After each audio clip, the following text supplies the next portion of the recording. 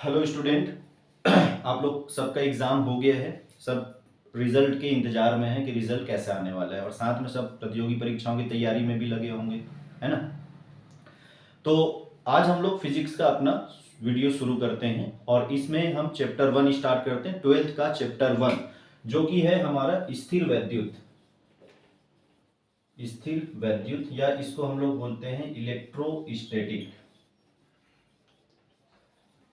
इसका वेटेज भी अच्छा है, जेडब्ल्यू में भी इससे क्वेश्चन आते हैं। लगभग लगभग 2 क्वेश्चन 3 क्वेश्चन जेडब्ल्यू में ये कवर कर देता है। साथ में नीट में भी इसके 2 या 3 क्वेश्चन, कभी कभी तो 3 मिल जाते हैं, कभी 2 मिल जाता है, तो ऐसे इसके क्वेश्चन आते ही हैं। ठीक है।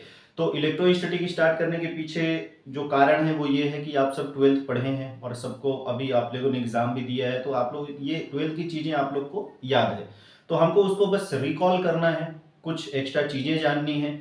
नीट में किस टाइप का क्वेश्चन आता है या फिर जेडब्ल्यू में किस टाइप का क्वेश्चन आता है, हमको वो चीजें देखनी है। ठीक है, चलिए हम इसमें चीजें स्टार्ट करते हैं। सबसे पहले स्थिर वैद्युत में हम लोग बात करते हैं चार्ज के बारे में। चार्ज या फिर इसको हिंदी में हम लोग बोलते हैं आवेश। हिंदी और इंग्लिश दोनों बता दे रहा हूं ताकि दोनों मीडियम के बच्चे जो है उनको ये कवर हो जाए।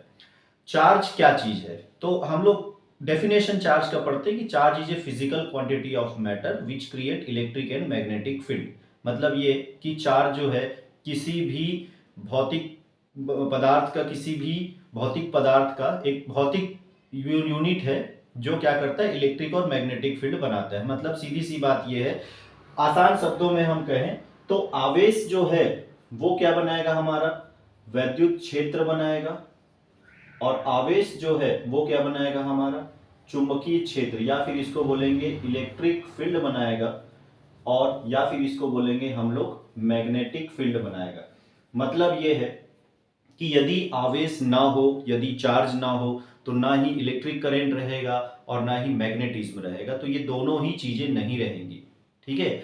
और चार्ज जो है उसका एक बहुत बड़ा रोल होता है। हम किसी भी चीज को चार्जिंग करते हैं, बोलते हैं ना हम चार्जिंग करेंगे।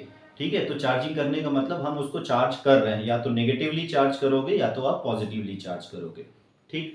तो चार्ज जो है एक इनविजिबल क्वांटिटी है, वो आपको दिखाई जरूर नहीं देगा लेकिन वो एग्जिस्ट करता है। फिजिक्स में ऐसी बहुत सारी चीजें हैं जो दिखाई बिल्कुल नहीं देती लेकिन वो होती हैं। जैसे आप टेम्परेचर की बात करोगे तो वो आप एक्सपीरियंस करोगे, temperature, hot body, cold body, वो आपको समझ में आएगा। करंट की बात करोगे तो लगता है ना, करंट लगेगा तो समझ में आएगा, हाँ भाई करंट लग रहा है ना। वैसे ही चार्ज होता है, बॉडी चार्ज है ये हमको पता चल जाता है, पर वो हमको चीजें दिखाई नहीं देती। जैसे मास होता है, ऑब्जेक्ट का मास बोलते हैं, या द्रव्यमान जब हम बोलते हैं तो वो अनुभव करने वाली चीजें हैं। ठीक। तो चार्ज वैसे ही है, एक फिजिकल क्वांटिटी है जो आपको दिखाई नहीं देगा, लेकिन ये इतना बड़ा काम करता है, ये इलेक्ट्रिक फील्ड बनाता है, और ये क्या बनाता है, हमारा मैग्नेटिक फील्ड बनाता है। तो ये कब बनाएगा, ये क्वेश्चन बहुत बार पूछा जा चुका है ना।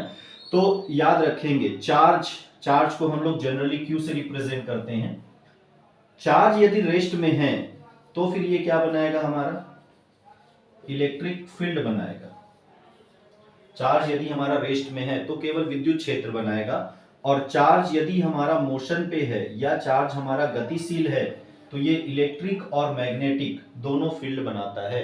मतलब चार्ज यदि गति में है तो वो विद्युत क्षेत्र भी बनाएगा और चुंबकीय क्षेत्र भी बनाएगा, दोनों बनाएगा। तो याद रखना है कि चार्ज यदि रेस्ट में है तो क्या बनाएगा, केवल इलेक्ट्रिक फील्ड बनाएगा, मैग्नेटिक फील्ड नहीं बनाएगा। चार्ज यदि मोशन पे है तो क्या बनाएगा, इलेक्ट्रिक और मैग्नेटिक फील्ड दोनों बनाएगा। मतलब चार्ज चलने लगता है तो फिर करंट भी बनता है और मैग्नेटिज्म भी बनता है। ठीक है। तो हमारा जो चैप्टर है वो है स्थिर वैद्युत या फिर स्थिर चार्ज या इलेक्ट्रोस्टैटिक। तो कुल मिला के हमको यहाँ पे क्या पढ़ना है, हमको पढ़ना है कि चार्ज रेस्ट में है और सिर्फ इलेक्ट्रिक फील्ड बनाएगा। तो हमको सिर्फ देखना है इलेक्ट्रिक फील्ड के बारे में।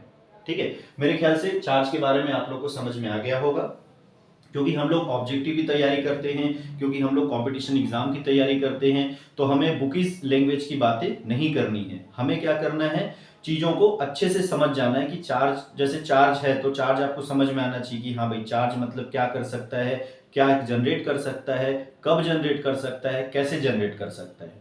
ठीक। अब यदि हम देखें कितने टाइप के चार्ज होता है, तो चार्ज जनरली 2 टाइप का होता है, टाइप्स, है ना। पहला एक होता है हमारा पॉजिटिव टाइप का चार्ज, और एक होता है हमारा नेगेटिव टाइप का। पॉजिटिव टाइप में जैसे हम प्रोटॉन की बात करते हैं तो प्रोटॉन पे चार्ज होता है 1.6 10⁻⁻⁻⁹ कूलम का, ये पॉजिटिव नेचर का होता है, ये गॉड गिफ्टेड प्रॉपर्टी है। इलेक्ट्रॉन पे हम बात करते हैं तो 1.6 10⁻⁻⁹ कूलम का नेगेटिव नेचर का होता है। अल्फा पार्टिकल पे हम बात करते हैं तो पॉजिटिव नेचर का, अल्फा पार्टिकल मतलब हीलियम का न्यूक्लियस अल्फा पार्टिकल।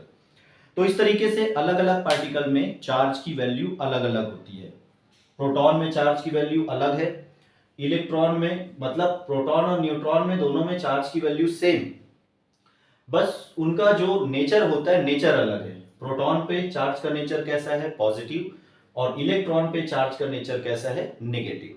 ठीक है, ये गॉड गिफ्टेड है, प्रोटॉन में पॉजिटिव और इलेक्ट्रॉन में नेगेटिव होता है। जैसे हम लोग एक एटम की जब हम बात करते हैं, यदि मैं एक हाइड्रोजन एटम की बात करूं, है ना, हाइड्रोजन एटम सब जानते होंगे कि हाइड्रोजन एटम में न्यूक्लियस में एक प्रोटॉन और बाहर में क्या रहेगा, एक इलेक्ट्रॉन। हाइड्रोजन एटम की बात करते हैं तो इस तरीके से आप हीलियम भी ले सकते हो, लिथियम भी ले सकते हो, गोल्ड भी ले सकते हो। सब में न्यूक्लियस के अंदर में प्रोटॉन रहेगा और बाहर में इलेक्ट्रॉन जो है वो घूमता रहता है ना। केमिस्ट्री में भी आप लोग ऐसा पढ़ते हो।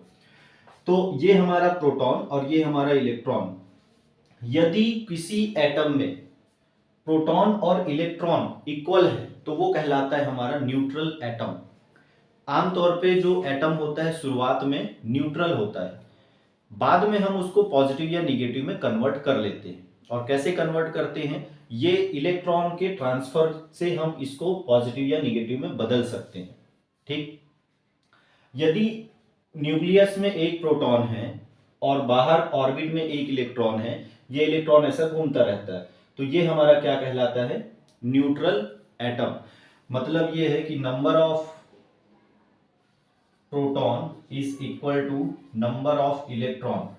यदि प्रोटॉन और इलेक्ट्रॉन सेम हैं तो ये हमारा कहलाएगा न्यूट्रल एटम। पहली चीज। अब हम क्या करते हैं, इलेक्ट्रॉन को कहीं भेज देते हैं दूसरे के पास।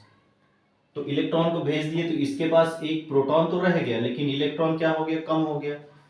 तो number of proton is greater than number of electron हो तो ये बॉडी क्या कहलाएगा, पॉजिटिवली चार्ज बॉडी या धन आवेशित पिंड या धन आवेशित बॉडी।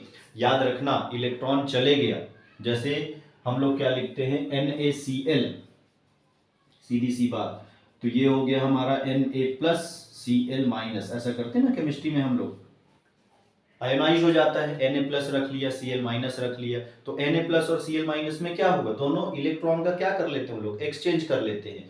एक ने इलेक्ट्रॉन दे दिया और दूसरे ने इलेक्ट्रॉन ले लिया। तीसरी चीज, जिसके पास प्रोटॉन कम हो गया या फिर जिसके पास इलेक्ट्रॉन ज्यादा हो गया, इसको हम लोग बोलते हैं नेगेटिवली चार्ज बॉडी।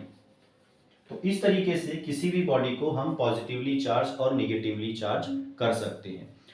या तो न्यूट्रल बॉडी होगा, न्यूट्रल बॉडी क्या करेगा, कोई इलेक्ट्रिक फील्ड जनरेट नहीं करेगा, कोई मैग्नेटिक फील्ड जनरेट नहीं करेगा। खैर अभी तो हम लोग मैग्नेटिक फील्ड की बात नहीं कर रहे हैं, लेकिन जो न्यूट्रल बॉडी होता है, न्यूट्रल बॉडी ना कोई इलेक्ट्रिक फील्ड बनाएगा और ना ही कोई मैग्नेटिक फील्ड बनाएगा। ठीक, पॉजिटिवली चार्ज बॉडी है, पॉजिटिवली चार्ज हो गया, पॉजिटिव चार्ज हो गया, पॉजिटिव चार्ज हो गया मतलब उसने अपना इलेक्ट्रॉन दे दिया।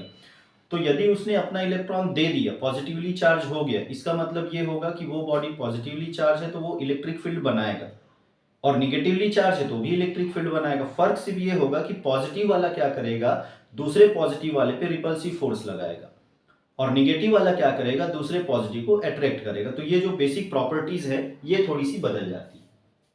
ठीक है, तो टाइप ऑफ चार्ज भी मेरे ख्याल से आप लोग को क्लियर हो गया होगा, कितने टाइप का चार्ज होता है और बॉडी को हम किस तरीके से पॉजिटिव या निगेटिव चार्ज कर सकते हैं, है ना।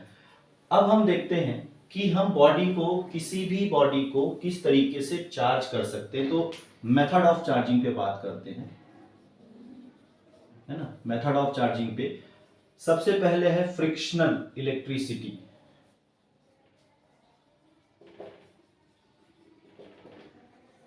फ्रिक्शनल इलेक्ट्रिसिटी या थ्रू द फ्रिक्शन, मतलब आपको क्या करना है, दो ऑब्जेक्ट को ऐसा रब्ड करना, ये ऐसा ऐसा, या तो ऐसा ऐसा करोगे या तो ऐसा ऐसा। आप लोगों ने गेम खेला भी होगा, स्कूल में बहुत खेलते थे ऐसा, है ना। ऐसा आपके पास पेन है, ऐसा रब्ड किए तो ये क्या करता है, कागज के छोटे छोटे टुकड़ों को या डस्ट पार्टिकल को क्या करता है, अपनी तरफ ऐसा अट्रैक्ट कर लेता है।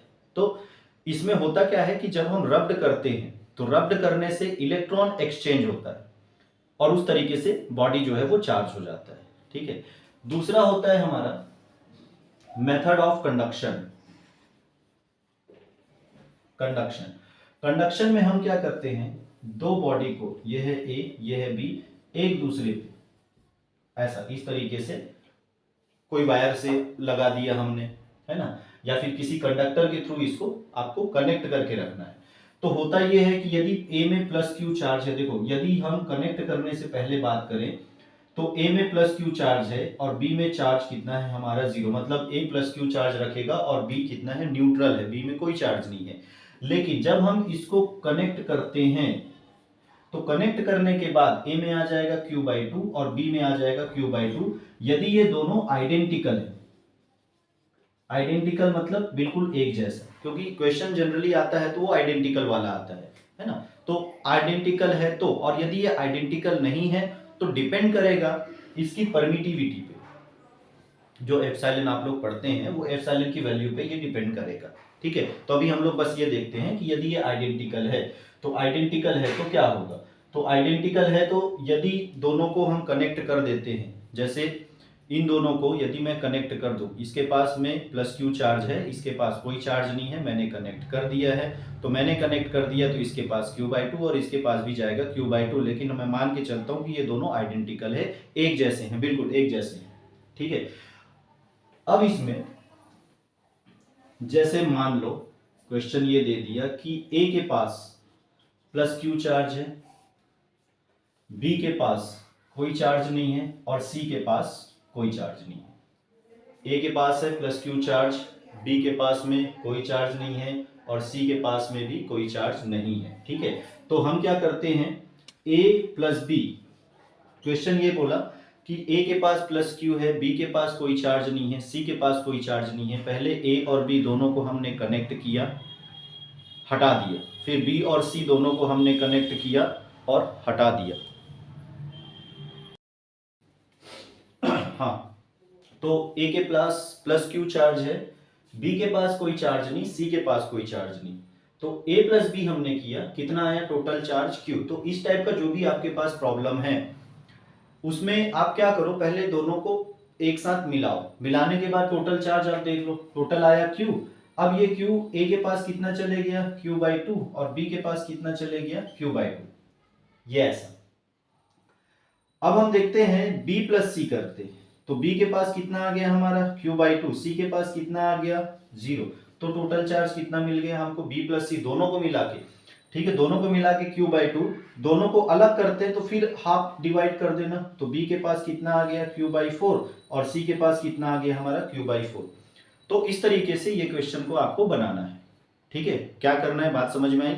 ए के पास था कुछ चार्ज, बी के पास कुछ चार्ज था या तो नहीं था, या तो सी के पास कुछ चार्ज था। तो हमने क्या किया, ए प्लस बी किया, हमने टोटल चार्ज को देखा, फिर उसको डिवाइड बाई 2 कर दिया। उसके बाद हमने बी प्लस सी किया, टोटल चार्ज को देखा, फिर हमने डिवाइड बाई 2 कर दिया। ठीक है, इस तरीके से आपको ये सारा क्वेश्चन बनाना है।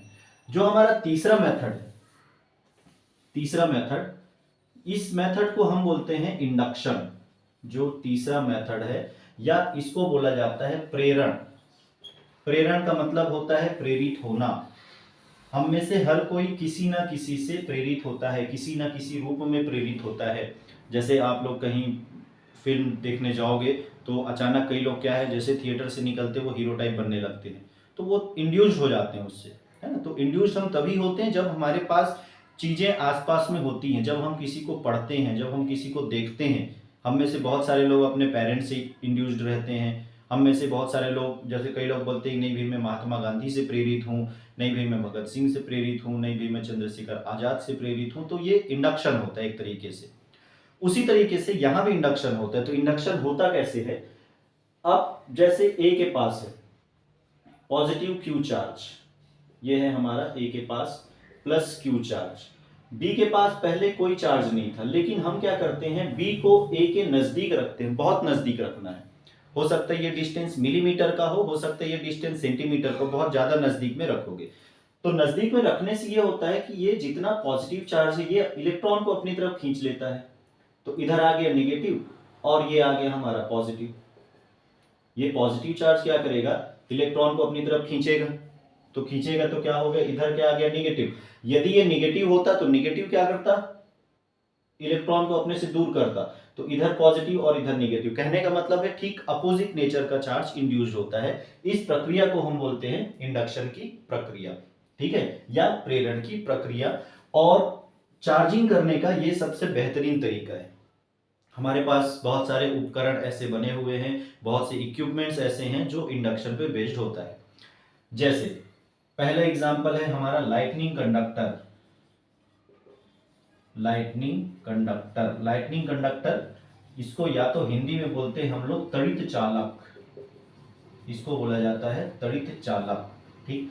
ये होता क्या चीज है, कभी कभी आप लोग देखना बिल्डिंग के ऊपर में ऐसा एक कंडक्टर लगा दिया जाता है, बिल्डिंग के ऊपर में या फैक्ट्री के ऊपर में या बड़े बड़े कारखानों के ऊपर में या मंदिर के ऊपर में या इस तरीके से धार्मिक जगहों के ऊपर में ऐसे इस टाइप का कुछ कंडक्टर लगा होता है। मंदिर के ऊपर में ऐसे त्रिशूल लगा के रख देते हैं, है ना। तो इसको बोलते हैं हम लोग लाइटनिंग कंडक्टर। अब ये लाइटनिंग कंडक्टर का काम क्या होता है, होता ये है कि जब बगल से ऊपर से पॉजिटिव या नेगेटिव चार्ज पास होता है। अब ये पॉजिटिव और नेगेटिव चार्ज कहाँ पे होता है, जो बादल होता है ना, क्लाउड, उसमें चार्ज होता है, क्योंकि वो कुल मिला के है तो पानी, तो उसमें चार्ज होगा पॉजिटिव चार्ज या नेगेटिव चार्ज। तो जब ये यहाँ से पास होगा, तो यहाँ से जैसे ये पास होगा तो ये क्या करेगा, यहाँ पे ठीक अपोजिट चार्ज इंड्यूस्ड कर देगा, ठीक। और ये एक्चुअली इसका बेसिक फंडा ये होता है कि ये वायर हम लोग अर्थिंग से ऐसा कनेक्ट करके रखते हैं, और ये जो इंडक्शन होता है ये अर्थ से होता है। कई लोग ये बोलते हैं कि चार्ज जो है वो पृथ्वी पे चले जाता है, अर्थ पे चले जाता है। नहीं, चार्ज अर्थ पे नहीं जाता है। अर्थ ऐसा खींचता नहीं है कि मेरे पास आओ, ऐसा नहीं खींचेगा। चार्ज क्या है, इंड्यूस होता है। यदि पॉजिटिव चार्ज जा रहा है तो निगेटिव वाला इंड्यूस्ड होगा, और यदि निगेटिव जा रहा है तो पॉजिटिव वाला इंड्यूस्ड होगा, ठीक है।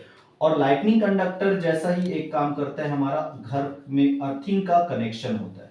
हमारे घरों में जो हमारा अर्थिंग का जो कनेक्शन होता है, तो ये जो अर्थिंग का कनेक्शन है, ये अर्थिंग का कनेक्शन भी वैसे ही काम करता है जैसे हमारा ये लाइटनिंग कंडक्टर करता है।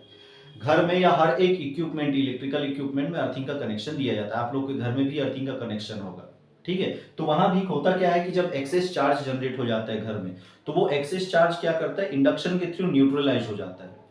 यदि घर का अर्थिंग का कनेक्शन आपका ठीक नहीं है, इसका मतलब आप मान के चलो कि आपकी घरों में कहीं पर दीवार में करंट आ सकता है। बारिश का जब समय होता है तो कई के घरों में दीवार में करंट आने लगता है ना। तो जब आप इलेक्ट्रिशियन को बुलाओगे तो सबसे पहला काम करेगा आपके घर के अर्थिंग का कनेक्शन, क्योंकि एक्सेस चार्ज उसी समय जनरेट होता है। खासतौर पर बारिश के समय में बिजली जब कड़कड़ाती है तो आप लोग देखना कई घरों में लाइट फ्यूज हो जाती है, कई घरों का फ्रिज उड़ जाता है, इलेक्ट्रिसिटी का सामान उड़ जाता है, तो बहुत तेज हाई वोल्टेज वहां पे जनरेट होता है, ठीक है। तो एक्सेस चार्ज को न्यूट्रलाइज करवाता है कौन, हमारा अर्थिंग का कनेक्शन। इसी पे बेस्ड होता है हमारा इंडक्शन मोटर, इसी पे बेस्ड है हमारा इंडक्शन मोटर। तो ये ठीक। तो आज हम लोगों ने चार्ज को देखा, आज हम लोगों ने चार्ज के टाइप को देखा, आज हम लोगों ने चार्ज कैसे करते किसी बॉडी को, इसको देखा। जो नेक्स्ट क्लास होगा, नेक्स्ट वीडियो होगा, उसमें हम लोग देखते हैं कि प्रॉपर्टीज ऑफ चार्जेस क्या क्या है, उसको देखेंगे। आज की क्लास यहीं तक है, तो आप लोग इसको पढ़िए और इससे रिलेटेड क्वेश्चन जो आए हुए हैं वो आप लोग बनाने की कोशिश करो। इससे रिलेटेड क्वेश्चन जैसे मैंने बताया कि चार्ज क्या करता है, कैसा करता है, वो क्वेश्चन कई बार पूछा गया, बहुत सारे एग्जाम में पूछा हुआ है कि इलेक्ट्रिक फील्ड कब जनरेट करेगा, मैग्नेटिक फील्ड कब जनरेट करेगा, ये वाला क्वेश्चन है। कंडक्शन से रिलेटेड जो मैंने न्यूमेरिकल बताया है उस टाइप का न्यूमेरिकल भी पूछा हुआ है। इंडक्शन का यूज पूछा हुआ है ना, तो किस पे बेस्ड है, क्या एप्लीकेशन होता है, तो ये सब चीजें, ठीक है। चलिए फिर अगले वीडियो में मिलते हैं।